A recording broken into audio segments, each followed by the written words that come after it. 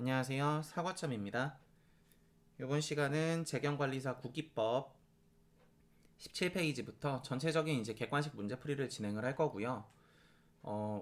요번 영상서부터는 제가 학원 로고를 오른쪽 상단에 학원 로고를 안 쓰고 제 오픈톡방 이제 이미지를 올릴 거예요. 학원이 이제 제가 전 영상에서 올려드렸다시피 폐업을 했기 때문에 물론 그 로고도 제가 만들어서 이제 뭐 지적재산권이라 그럴 것까지는 없지만 제가 소유긴 한데 올리는 게 조금 그럴 것 같아서 앞으로는 제 오픈톡방 이미지를 로고로 삼겠습니다.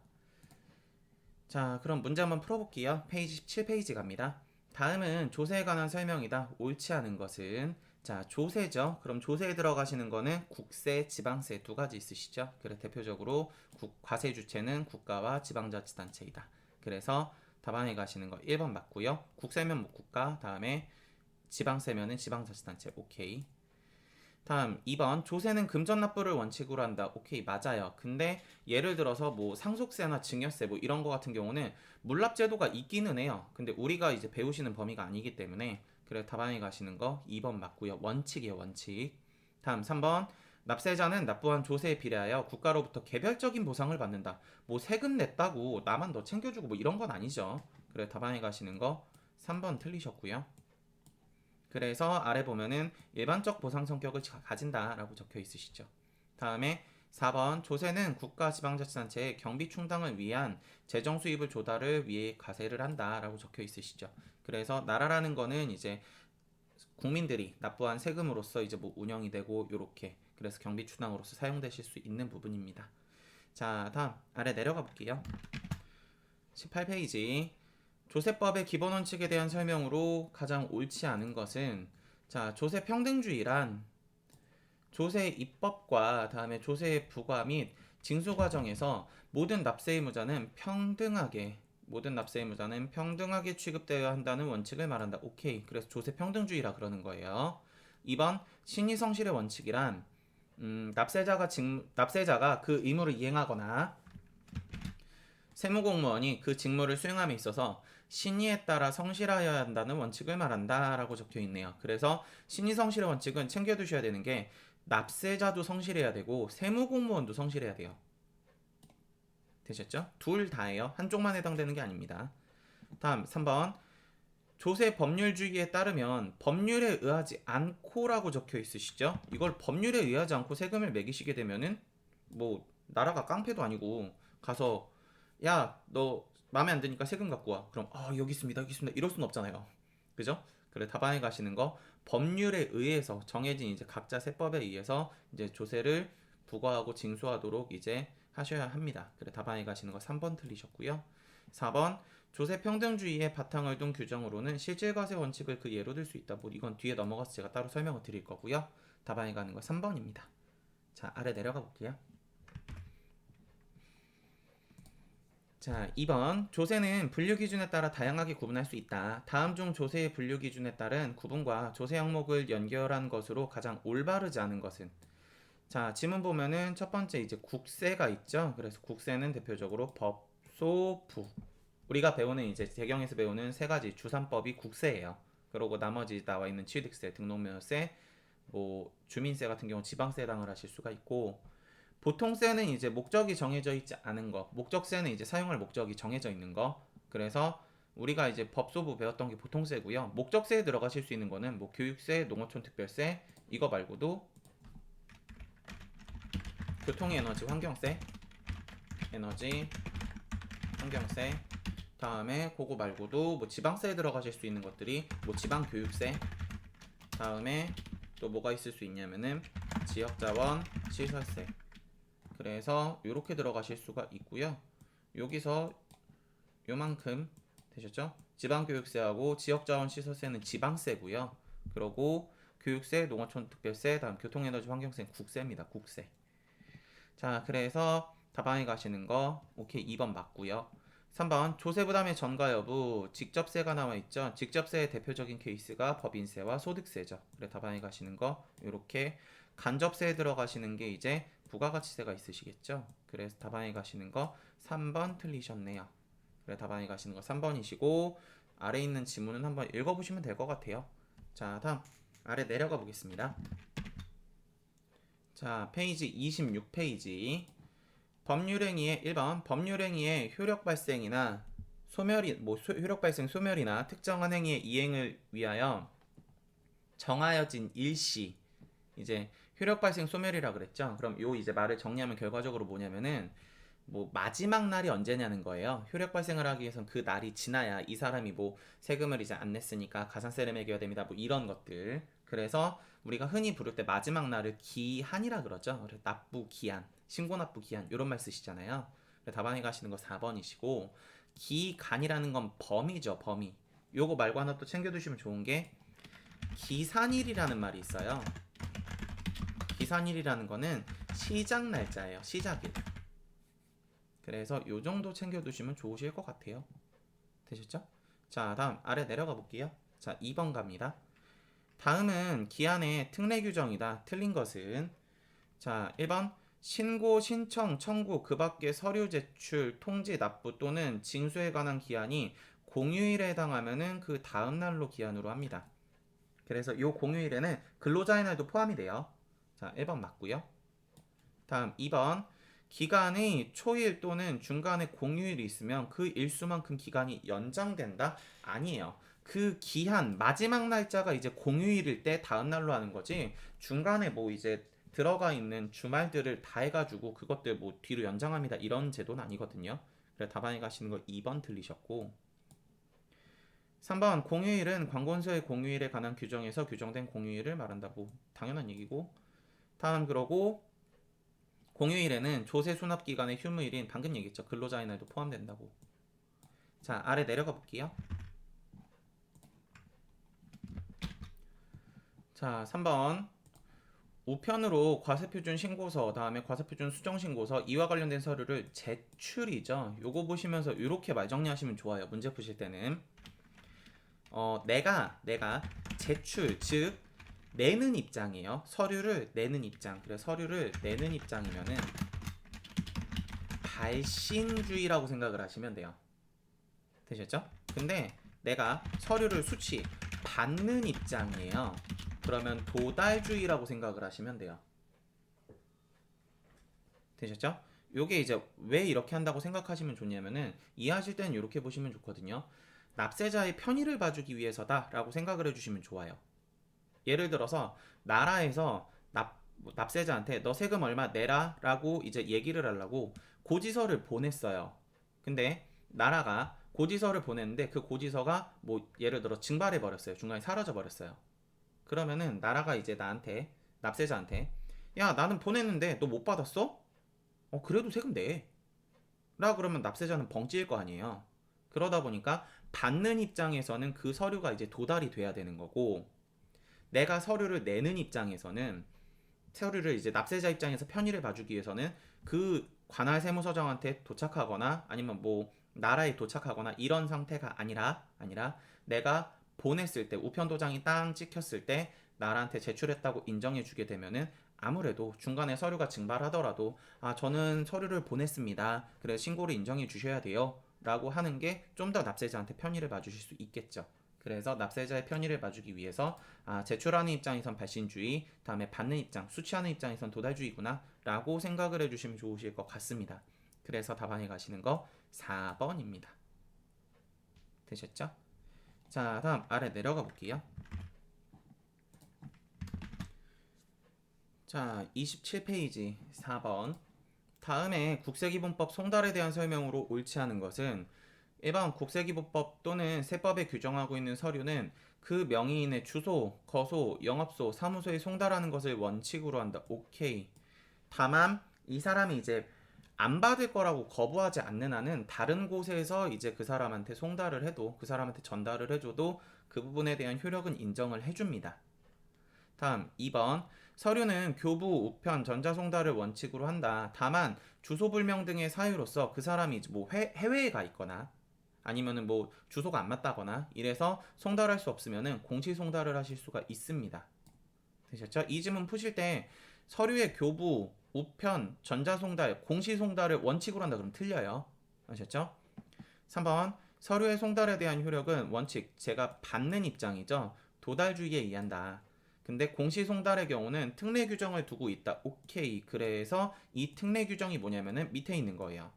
그래서 공시송달의 경우는 서류의 요지를 공고한 날에 아니에요. 공고한 날로부터 14일이 경과했을 때예요. 되셨죠? 그래서 흔히 이거 14일의 원칙이라 그러는데 14일이 경과했을 때 서류에 송달이 있는 것으로 본다가 맞는 얘기입니다. 그래서 이게 특례 규정이에요. 답안에 가는 거 4번이시고요. 다음 5번 가볼게요. 다음 중 국세기본법상 특수관계인에 대한 설명으로 올바르지 않은 것은 본인이 법인인 경우에는 해당 법인의 임원은 특수관계인에 해당을 한다. 오케이.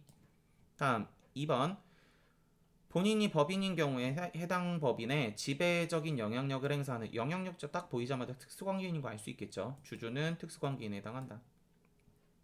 3번 본인이 개인인 경우에는 개인의 인척은 4촌이고요. 다음에 혈족은 6촌입니다.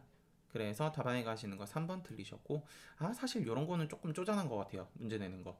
다음 그러고 4번 본인이 법인인 경우 해당 법인의 임원과 생계를 같이 하는 친족, 뭐 예를 들어서 임원의 배우자라든가 이런 사람은 특수관계인에 해당하실 수가 있습니다. 답안에 가시는 거 3번입니다. 자, 다음 아래 내려가 볼게요.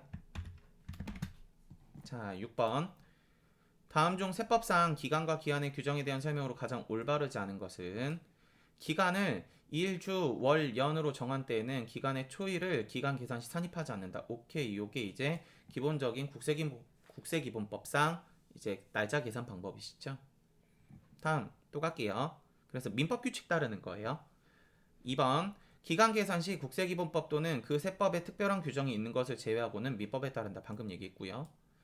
3번 2021년 12월 31일로 사업연도가 종료되는 법인은 2022년 3월 31일까지 법인세를 신고 납부해야 되는데 공교롭게도 2022년 3월 31일이 토요일인 경우에는 아까 그 다음 날로 한다 그랬었죠. 근데 그 다음 날이 일요일이잖아요. 그럼 다시 다음 날이에요. 이해되세요? 무슨 얘기인지? 그럼 3월 31일이 토요일, 4월 1일이 일요일, 4월 2일이 월요일이니까 얘는 4월 2일 날 신고 납부를 하여야 한다가 맞는 얘기입니다. 그래 답안에 가시는 거 3번이시고요. 다음 그러고 자 법인세를 전자신고하는 경우 4번 신고서 등을 국세청장에게 전송된 때 신고한 것으로 본다. 아까 우리가 신고 서류를 보내는 입장에서는 발신주의라 그랬죠. 근데 이거를 전자신고하시면은 보낼 때니까 발신주의의 말인 비슷한 전송하는 때가 됩니다. 그래 답안에 가시는 거 4번 맞습니다. 그래서 그 정도 생각해 주시고요. 요 1번 얘기 같은 경우는 이제 부가가치세를 살 때는 조금 예외가 있는데 부가가치세 보시게 되면은 뭐 감가상각자산의 간주공급이라든가 아니면은 납부세액 재계산하실 때 뭐 그 기간 계산하실 때는 이제 초산입, 말불산입 요런 이제 원칙도 있으시죠. 근데 그것을 뭐 그렇게 세법에서 이제 정해놓은 것을 제외한 나머지들은 이제 국세기본법에 적혀있는 요 지문대로 가신다고 생각을 해주시면 좋으실 것 같습니다. 그래서 현재 이제 개정된 세법은 올해 개정된 걸로 기억이 나는데 국세기본법이 작년까지만 해도 다른 세법에 우선시 적용을 했어요. 근데 이제 올해서부터는 세법에서 이제 기본적인 규정이 있으면 그 세법의 규정을 우선시하고 그러고서 거기서 없는 것들은 이제 국세기본법을 따르도록 이제 세법 조문이 좀 변경이 됐습니다. 그래서 답안에 가시는 거 3번 체크해 주시면 좋으실 것 같네요. 자, 아래 내려가 보겠습니다. 자, 페이지 32페이지. 자, 국세부가 원칙에 해당하지 않는 것은 국세부가 원칙은 크게 네 가지가 있어요. 그래서 네 가지 들어가는 게 실, 신, 근, 조 네 가지가 있으시거든요. 그래서 실질과세 원칙, 다음에 실질과세 원칙, 다음에 신의성실의 원칙, 다음에 근거과세의 원칙, 다음에 조세관면의 사후관리. 이렇게 이제 네 가지가 있으시게 되는데 답안에 가시는 건 3번이겠네요. 자, 다음 아래 2번. 다음 중 국세기본법상 국세부가 원칙에 대한 설명으로 가장 올바르지 않은 것. 국세부가 원칙 제가 지금 4개 있다 그랬죠? 자, 1번 납세자가 그 의무를 이행할 때 신의에 따라서 신자 맞죠? 자, 다음 2번 세무서장이 종합소득과세표준의 세액을 경정하는 경우 거주자가 추계 신고한 경우에도 소득금액을 계산할 수 있는 장부나 증비서류를 빛이 기장하고 있는 때에는 그 장부에 근거하여 근거과세 원칙이시죠? 근자. 자, 다음 3번. 둘 이상의 거래를 거치는 방법으로 세법 혜택을 부당하게 받은 경우에는 거래 형식을 존중하여. 부당하게 받았는데 이걸 존중하실 필요가 없죠. 그죠? 말이 안 되고. 다음 4번. 명의신탁 부동산을 매각 처분한 경우 양도의 주체 납세 의무자는 원칙적으로 명의 수탁자가 아니고 명의 신탁자이다. 즉 돈을 벌어가는 사람이란 얘기예요. 돈을 벌어가는 사람. 신탁자가 쉽게 그 명의 그 부동산의 주인이거든요. 그래서 이게 이제 어디에 해당하시냐면은 실질과세 원칙에 해당을 하시게 됩니다. 실질적으로 돈 벌어간 사람한테 세금을 이제 매기세요. 되셨죠? 자, 그래 답안에 가시는 거 3번입니다. 자, 다음 아래 내려가 보겠습니다. 자, 3번. 근로소득이 있는 김회피 씨가 종합소득세 누진세율을 피하고자 자기 명의인 이명희 씨의 명의로 슈퍼마켓을 개업하였다. 그러면은 이 사람은 말 그대로 바지 사장인 거고 실질적으로 돈을 버는 사람은 김회피 씨인 거죠.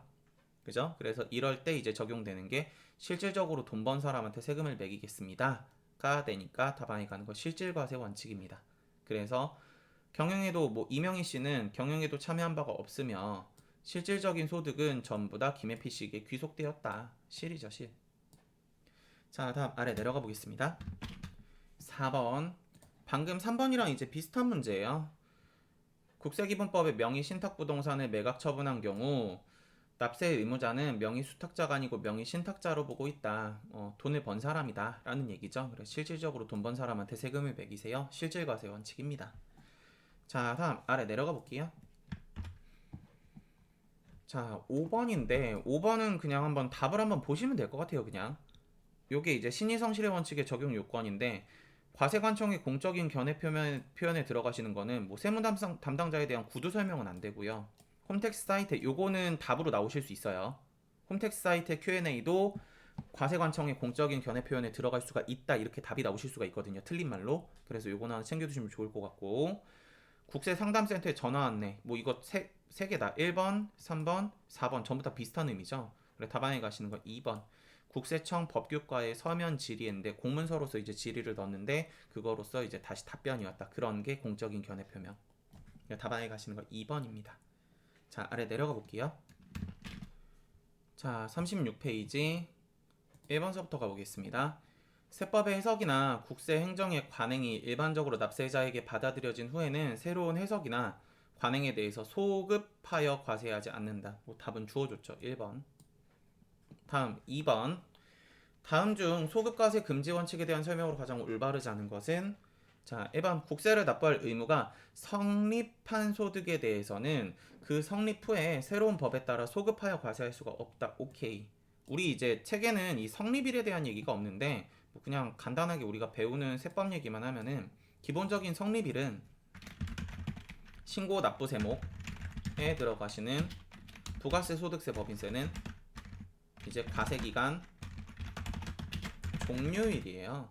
그래서 이 과세기간 종료일을 시점으로써 그 납세 의무가 성립이 되고 다음에 납세 의무가 성립이 되게 되면은 그 이후에 변경된 세법에 대해서는 그 성립된 세법에 대해 다시 성립된 세금에 대해서 적용을 하지 않는다. 소급과세할 수 없다. 이런 얘기거든요.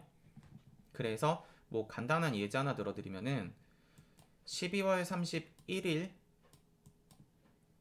우리가 납세 의무가 성립하는 부가가치세가 있었는데 1월 1일에 부가가치세에 대한 세율이 20%로 개정이 됐어요. 그럼 이 부가가치세에 대해서는 신고 납부를 언제까지 하죠? 성립은 12월 31일이 됐겠지만 2기 확정 거면 성립은 12월 31일이 됐겠지만 납부는 1월 25일 날 하잖아요. 그럼 이제 사람들이 가끔 이제 요때 그럼 1월 1일에 개정된 20%를 적용을 해서 1월 25일에 세금을 내야 되나? 라고 이제 혼동을 하시는 분들이 있는데 아니에요. 부가가치세 2기 확정은 12월 31일이 과세기간 종료일, 즉 이때 성립을 했기 때문에 성립한 시점에 세율을 적용해야 되지 이렇게 변경된 세율을 적용하시는 게 아닙니다. 이해되시죠? 그래서 이 20%를 앞에다가 적용하지 마세요. 이게 소급과세 금지 원칙이에요. 쉽게. 자, 그래 답안에 가시는 거 1번 성립한 소득에 대해서는 성립 후에 새로운 법에 따라 소급해서 과세할 수가 없다. 오케이. 다음 2번 국세청의 해석이 일반적으로 납세자에게 받아들여진 후에는 새로운 해석에 의해서 소급 과세할 수가 없다. 오케이. 요거 이제 앞에 있던 얘기랑 비슷한 얘기고. 다음 3번 납세자에게 불리한 소급표뿐만 아니라 유리한 소급표는 인정해준다라는 게 통설이에요. 요거 우리 책에도 적혀 있거든요. 그래 답안에 가시는 거 3번 틀리셨고요. 4번 과세기간 중에 법률이 개정이 있는 경우 이미 진행한 과세기간에 대해서는 소급과세하는 부진정 소급표가 허용된다. 오케이. 그래서 아직 성립하지 않은 부분에 대해서는 소급할 수가 있다 정도. 자, 아래 내려가 보겠습니다. 3번 다음 중 국세기본법상 세법 적용의 원칙에 대한 설명으로 가장 올바르지 않은 것은 자 1번 세법을 해석 적용할 때에는 과세 형평과 해당 조항의 한목적성에 비춰서 재산권이 부당하게 침해되지 않도록 하여야 된다라고 적혀 있죠. 세법 적용의 원칙에 들어가시는 거는 대표적으로 이제 네 가지가 있어요. 흔히 이제 제, 세, 기라 그러시게 되는데 처음에 들어가시는 게 이제 재산권에 부당한 침해하지 말아야 된다. 요 제자예요. 그래서 1번 맞고 다음 2번 과세표준을 조사 결정함에 있어서 해당 납세 의무자가 계속하여 적용하고 있는 기업회계 기준이나 관행으로서 일반적으로 공정 타당하다고 인정되는 경우라 하더라도 세무공무원의 재량으로서 이를 무시하고 아니죠. 그래서 여기 보면은 기업회계의 존중이라는 게 있어요. 그래 답안에 가시는 거 2번 틀리셨고 다음에 3번 세무공무원의 재량으로 직무를 수행할 때에는 과세 형평과 해당 세법의 목적에 비춰 일반적으로 공정하고 타당하다고 인정되는 한계를 엄수해야 된다. 그래 세무공무원의 재량의 한계. 그래 세자. 다음에 아래 새로운 세법에 의해서 소급 적용하는 것이 납세자에게 더 유리한 경우에도 소급과세 소액이 있으시죠. 그래 답안에 가시는 거 2번. 자 다음 아래 내려가 보겠습니다.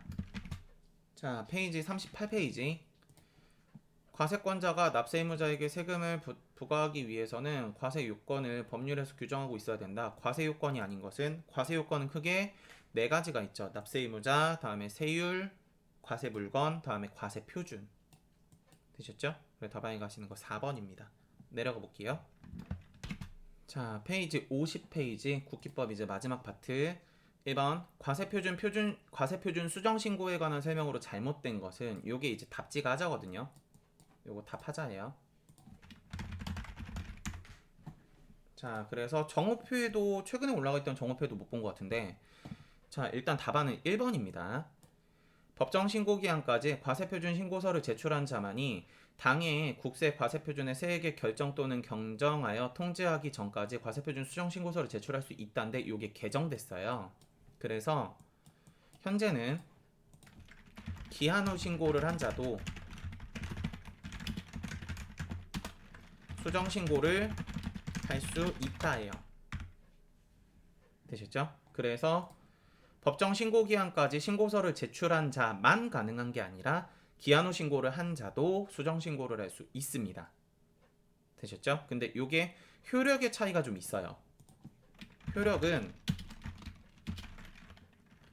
신고 기한까지 신고서를 제출한 자가 수정 신고를 하면 신고가 확정되는데 기한 후 신고를 한 자가 수정 신고를 하면 신고가 확정되지 않아요. 즉 결정을 해야 확정이 됩니다.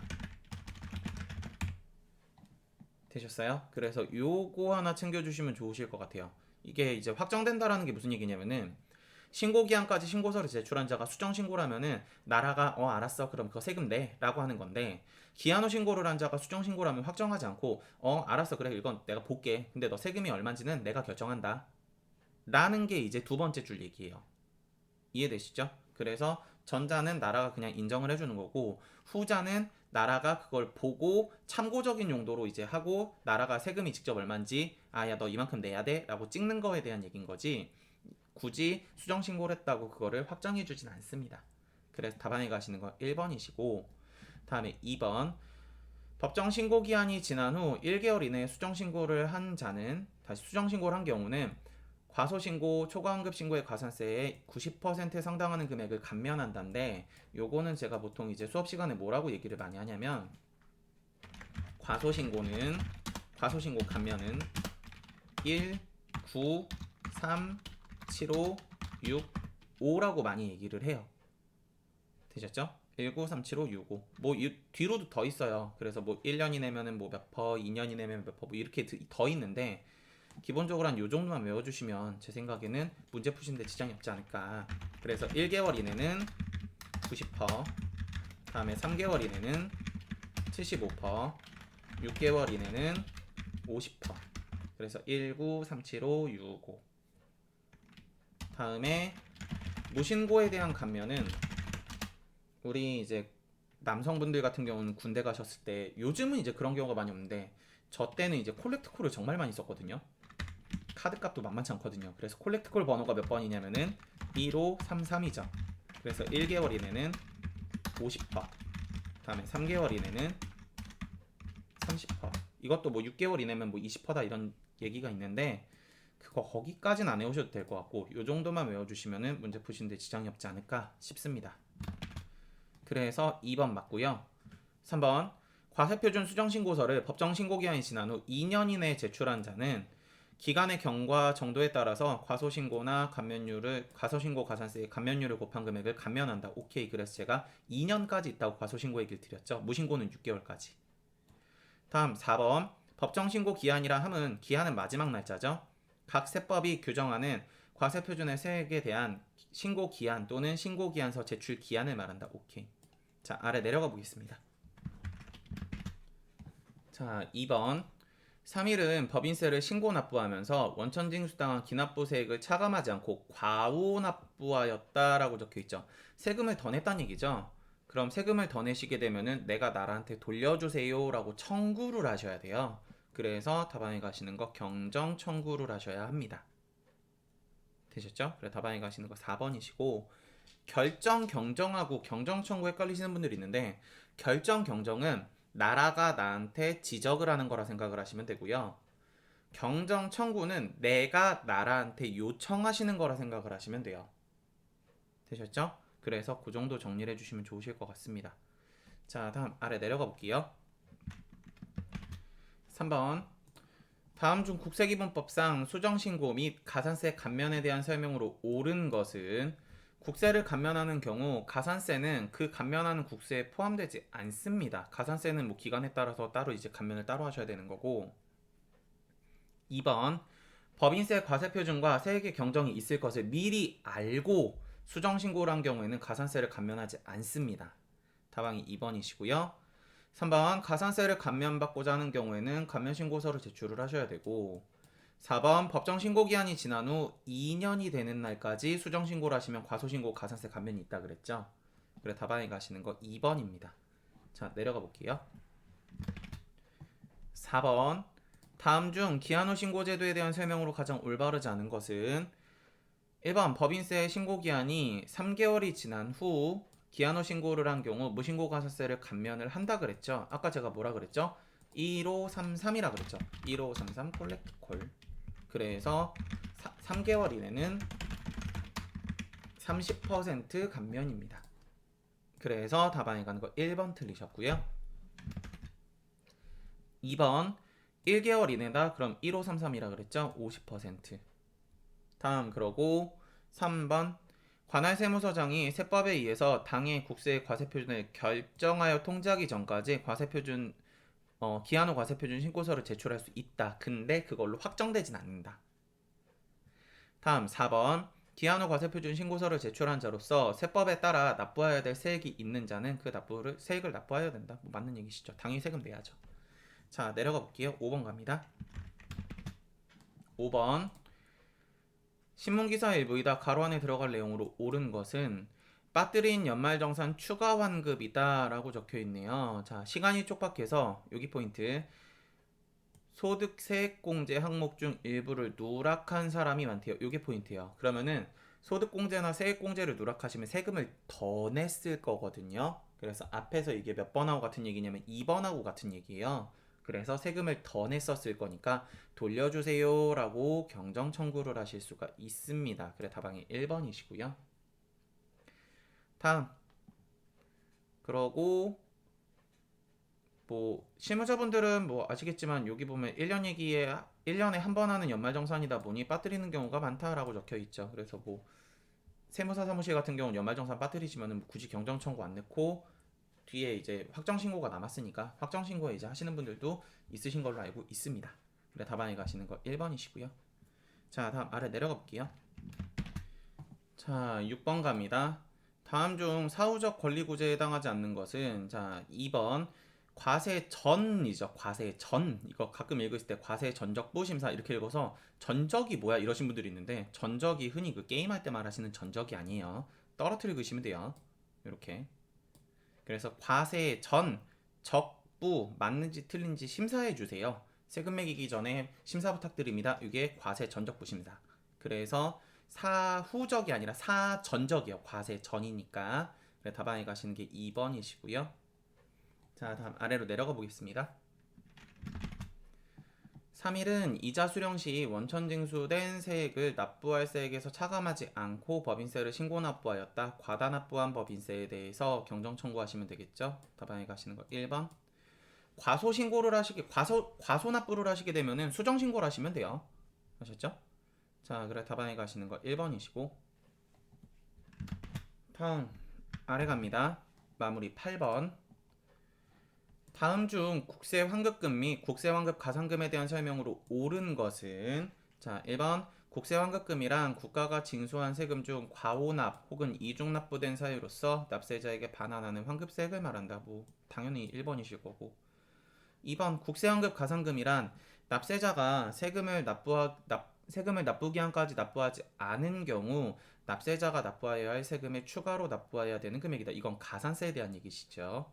그래서 국세 환급 가산금이란 1번 같이 이제 국세 환급금이 있는데 그거를 이제 제때 돌려주지 않아서 거기에 이제 추가적으로 발생하는 이자 부분 정도의 성격이다라고 생각을 해주시면 좋으실 것 같아요. 그래서 2번 틀리셨고 다음에 3번 국세 환급금에 대한 권리는 행사할 수 있는 날로부터 5년이고요. 마찬가지 가산금도 5년이라 생각을 하시면 됩니다. 그래서 국기법 문제풀이는 여기까지 진행하겠습니다. 자, 수고하셨습니다.